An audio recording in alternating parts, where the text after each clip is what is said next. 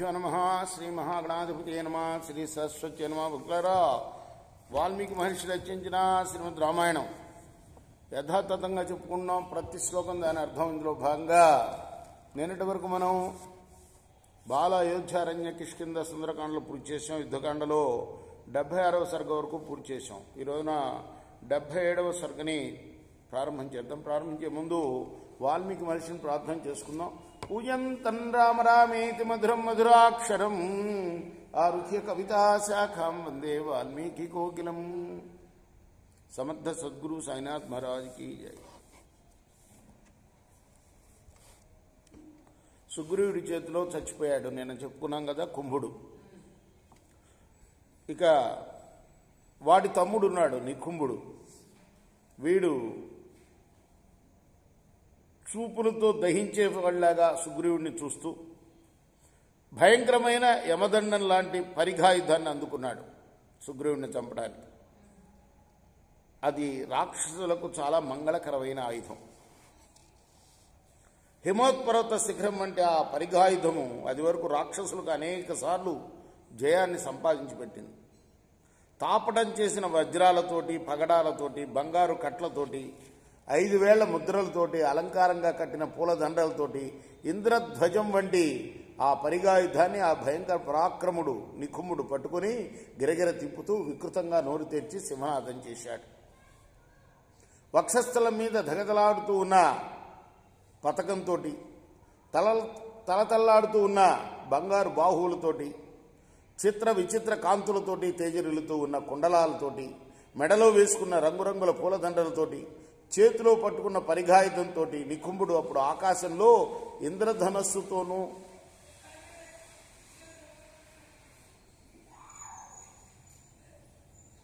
ఉరుములు ఉరుతూ ఉన్న మేఘంలాగా కనిపించాడు.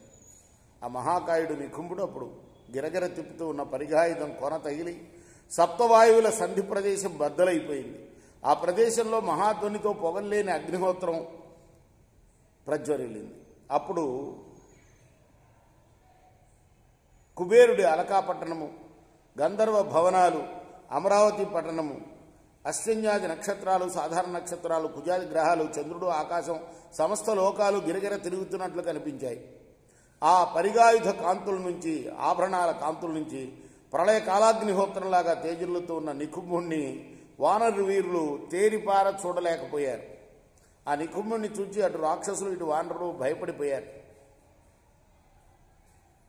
ఎవరూ కదలకుండా మెదలకుండా ఉన్న ఆ సమయంలో మహాబలవంతుడు హనుమంతుడు తన రొమ్ము విరిచి ఆ నికుంభుడి ఎట్ట ఎదురికి పోయి నిలుచుకున్నాడు. అప్పుడు నికుంభుడు ఇనుప గుదియ వంటి తన చేతులతో సూర్యప్రభలతో తేజరులతో ఉన్న ఇనుప గుదియలతో ఆ హనుమంతుడి యొక్క వక్షస్థలం మీద కొట్టాడు. ఆ విశాల స్థిర వక్షస్థలానికి తగిలిన ఆ పరిఘాయుధం అంటే పరిగెతో కొట్టాడు. ఇంతకుముందు వర్ణించారు కదా పరిగెని. అటువంటి పరిగెతోటి ఆ హనుమంతుడి యొక్క విశాలమైన హృదయం మీద కొట్టాడు. అప్పుడు ఆ పరిఘాయుధం ముక్కలైపోయింది. అంత వర్ణించిన పరిఘాయుధం ముక్కలైపోయింది హనుమంతుడి యొక్క హృదయాన్ని తాకగానే. ఆ ముక్కలు అంతటా రేగి ఆకాశంలో కొరువులాగా కనిపించాయి. ఇక ఒక క్షణం మాత్రం హనుమంతుడు గడగడ వణికిపోయాడు. ఆ పరిగెపు దెబ్బకు, భూకంపంలో కొంచెం సేపు భూమి ఎట్లా వణుకుతుందో అలా. అప్పుడు ఆ మహాబలవంతుడు హనుమంతుడు తన బలం కొద్ది పిడిగిలు బిగించి వాయువేగంతో, వాయు పరాక్రమంతో నికుంభుడి యొక్క వక్షస్థలం మీద గుద్దాడు. నికుంభుడి వక్షస్థలం మీద చర్మం చిరిగిపోయింది. నెత్తురు కారుతూ ఉన్న ఆ వక్షస్థలం మంటలు మండుతూ ఉన్నట్లు కనిపించింది. నికుంభుడు వణికిపోయాడు. ఎలాగో నిబ్బరించుకుని ఆ మహాబలవంతుడైన హనుమంతుడిని తన 2 చేతులా పట్టుకుని పైకెత్తాడు. అది చూచి ఆ మహాబలవంతుడు హనుమంతుడు నికుంభుడికి చిక్కాడు అనుకుని రాక్షసులందరూ కూడా సంతోషాతిశయంతో సింహనాదాలు చేశారు. అలా తనను పైకెత్తి మోసుకొని పోతూ ఉన్న నికుంభుడిని హనుమంతుడు వజ్రాయుధం వంటి తన పిడికిలతో ఒక్క పోటు పొడిచాడు. దాంతో ఆ రాక్షసుడు పట్టు విదిలించుకున్నాడు. మారుతాత్మజుడు నేల మీద నిలుచుని ఆ తర్వాత చటుక్కున నికుంభుడిని మళ్లీ కొట్టాడు. నేల మీద పడగొట్టాడు. నలిపి చటుక్కున పైకి ఎగిరాడు. ఆ నికుంభుడి వక్షస్థలం మీదకు దూకాడు. అప్పుడు తన 2 చేతుల రాక్షసుని గొంతు పట్టుకున్నాడు. ఆ నికుంభుడు అందుకు భయంకరంగా అరుస్తూ ఉన్నాడు. నికుంభుడి ప్రాణం కాస్త పోయింది. వానర యోధులు అందరూ కూడా సంతోషాతిశయంతో దిక్కులు మారుమోగేటట్టుగా శివనాదాలు చేశారు.